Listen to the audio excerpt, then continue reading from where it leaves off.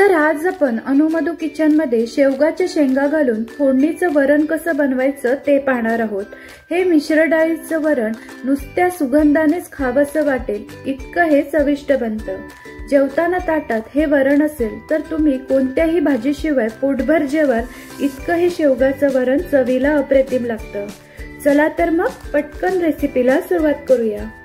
शेवगाच्या शेंगाचं फोडणीचं वरण बनवण्यासाठी इथे मी 3 शेवगाच्या शेंगांचे असे मोठे मोठे तुकडे करून स्वच्छ धुवून घेतलेत आणि शेवगाच्या मी साली काढून घेतल्या आहेत। सगळ्या साली काढायच्या नाही, मध्ये मध्ये थोडंसं साल ठेवायचं।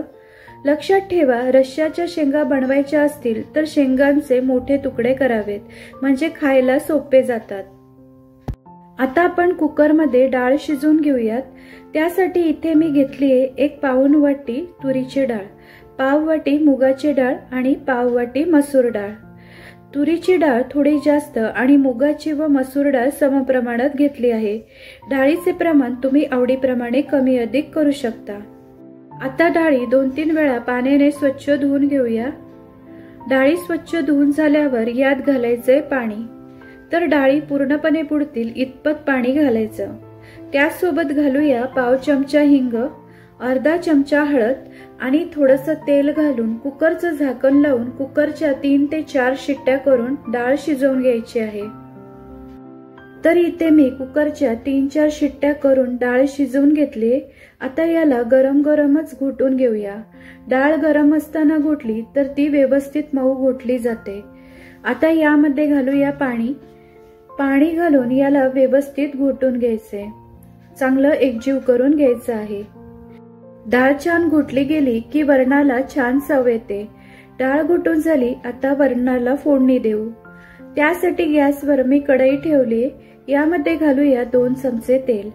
तेल चांगलं गरम झाल्यावर यात घालूया अर्धा चमचा मोहरी आणि अर्धा चमचा जिरे। मोहरी जिरे फुलल्यावर यात घालायचे 1 बारीक चिरलेला कांदा। कांदा छान सोनेरी रंगावर परतून घ्यायचाय। आता इथे मी सुकं खोबरं आणि लसणाचं वाटण केलंय। साधारण 7-8 लसणाच्या पाकळ्या आणि 2 चमचे सुकं खोबरं मी पाणी न घालता ओबडधोबड वाटून घेतलंय। लो फ्लेमवर वाटण ही 1 मिनिट परतून घ्यायचं। वाटण परतून झाल्यावर यात घालूया 1 मोठा बारीक चिरलेला टोमॅटो। टोमॅटो ही मऊ होईपर्यंत परतून घेऊ।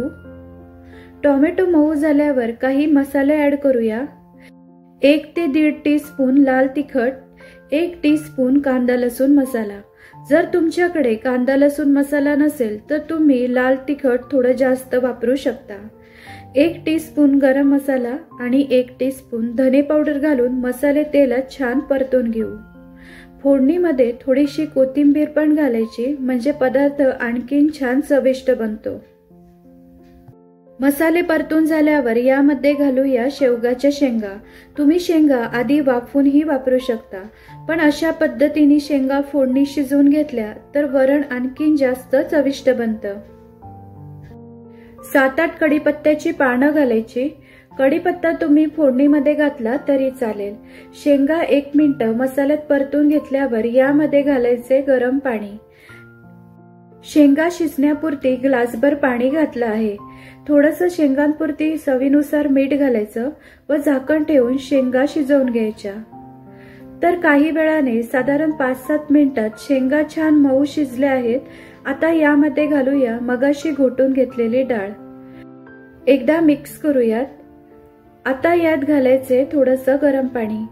तर तुम्हाला जसं वरण हवं, घट्ट पातळ, त्याप्रमाणे यात पाणी ऍड करा। आता वरणाला छान उकळी काढून घेऊ। त्यानंतर घालायचे चवीनुसार मीठ आणि बारीक चिरलेली कोथिंबीर। मिक्स करूयात। अर्धा टीस्पून साखरही घालायची, यामुळे चव बॅलन्स होते। आता हे वरण 4 ते 5 मिनिटं मंद आचेवर उकळून घ्यायचे म्हणजे शेंगांचा फ्लेवर या वरणामध्ये छान उतरेल। मंद आचेवर वरण उकळत असताना मात्र 1-2 वेळा मध्ये मिक्स करून घ्यायचं। तयार झालं मस्त गरमागरम शेवगाच्या शेंगांचं फोडणीचं वरण, तेही मिश्र डाळींचं।